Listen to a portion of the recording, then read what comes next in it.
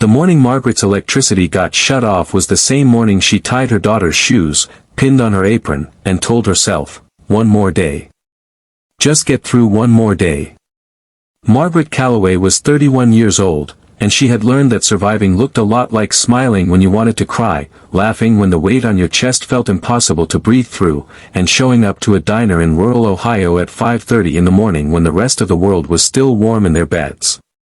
She had been a waitress at Rosie's classic diner for 3 years, long enough to know every crack in the checkered floor, every quirk of the ancient coffee machine, and the name of every regular who sat in her section.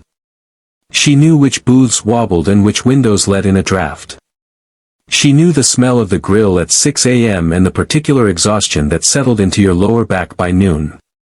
What she didn't know, what she could not have imagined on that cold Tuesday morning, was that a single stranger would walk through the glass door of Rosie's and change the entire course of her life. Her daughter, little Clara, was 2.5 years old with blonde curls and her father's eyes that belonged to a man who had walked away before Clara ever drew her first breath. Margaret had no bitterness left about that. Bitterness was a luxury she couldn't afford, right alongside health insurance, car repairs, and the heating bill that had been sitting on her counter for 3 weeks, growing heavier every time she looked at it. She brought Clara to the diner most mornings because the babysitter, her neighbor Ruth, didn't come until 8, and the breakfast rush started at 6. The owner, a kind but tired man named Gerald, looked the other way. Everyone at Rosie's looked the other way when it came to Margaret and Clara.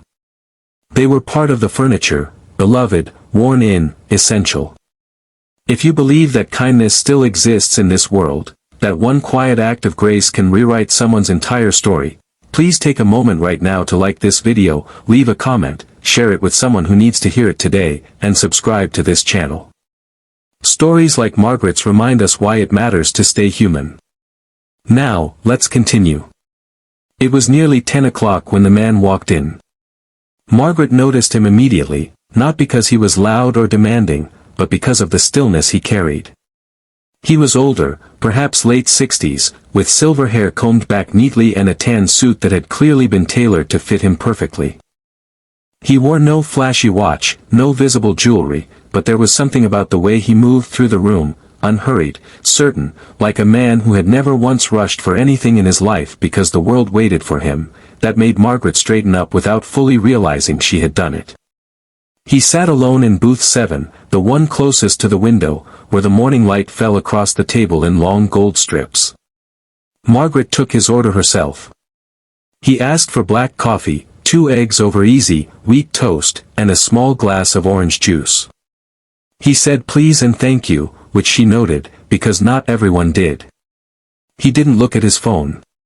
He looked out the window, and once or twice he looked toward Clara, who was sitting at the end of the counter coloring in a worn notebook with 3 crayons. His expression didn't change, but his eyes lingered there for a moment longer than a stranger's usually would. Margaret refilled his coffee twice. He ate slowly, deliberately, the way people eat when they're thinking about something far away. She checked on him, cleared his plate, and brought his bill, $11.40. She set it on the edge of the table with her usual quiet professionalism, the kind built from years of learning not to expect anything and being grateful when something small came through. Then she turned to attend to another table, and by the time she looked back, the man in booth 7 was gone. She walked over to collect the bill. He had left exact change, $11.40, counted out in crisp bills and coins arranged with almost surgical precision on top of the paper receipt. No tip. Not a single dollar, not a handful of quarters. Margaret stood there for a moment and felt the familiar sting of it, not rage, nothing dramatic, just that quiet deflation that comes when you've been hoping without admitting you were hoping. She needed that tip. She needed every tip. She had a child at home with no heat and a refrigerator running on near empty and a heart that was trying its absolute hardest to stay unbroken. She gathered the money and reached for the plate to wipe down the table, and that's when she saw it. Beneath the plate, hidden completely, was an envelope.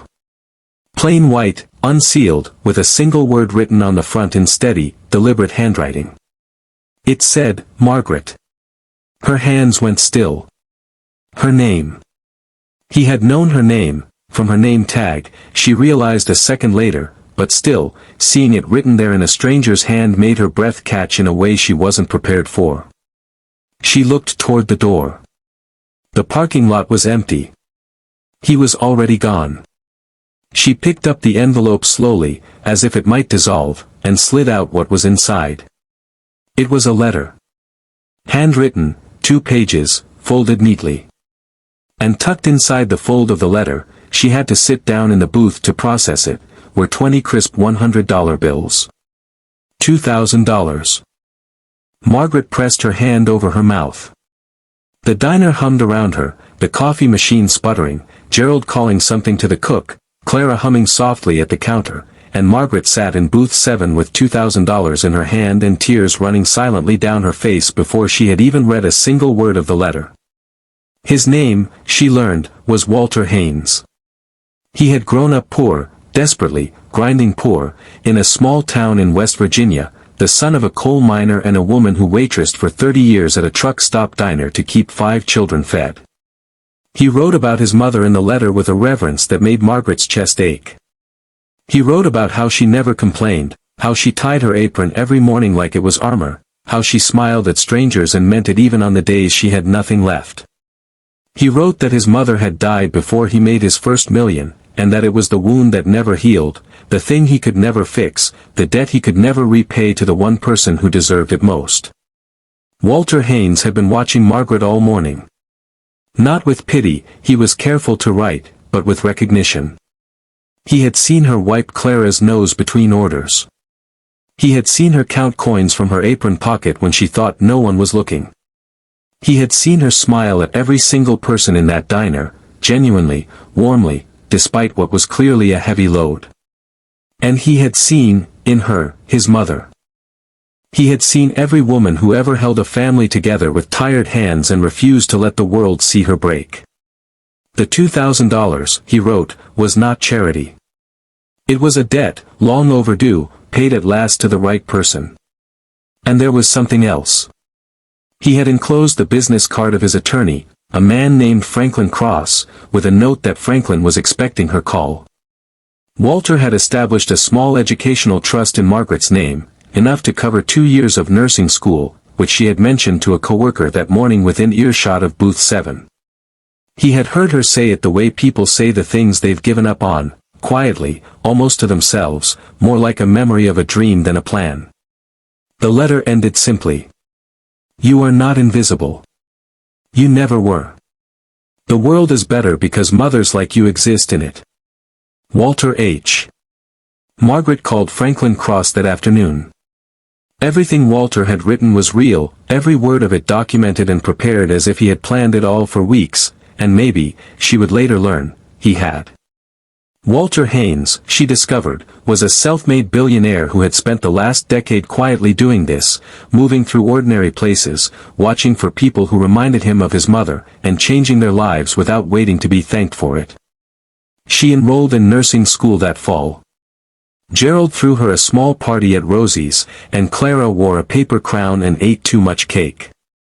The heating bill got paid. The electricity came back on. And on the first night the apartment was warm again, Margaret sat on the floor with Clara in her lap and read her a story and felt, for the first time in a long time, that the ground beneath her feet was solid. She never met Walter Haines again.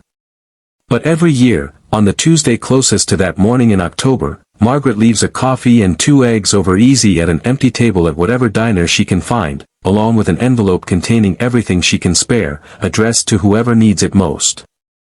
Because that's what grace does. It doesn't stop with you. Speech balloon before you go, drop a comment below and tell us, has a stranger's kindness ever changed your life, or have you ever been the stranger who made a difference? We want to hear your story.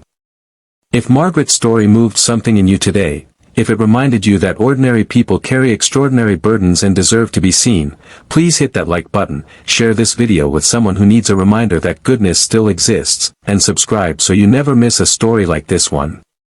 These stories only reach the people who need them most when you help them travel. Thank you for watching. Thank you for caring. And thank you for believing, like Margaret did, that one more day is always worth it.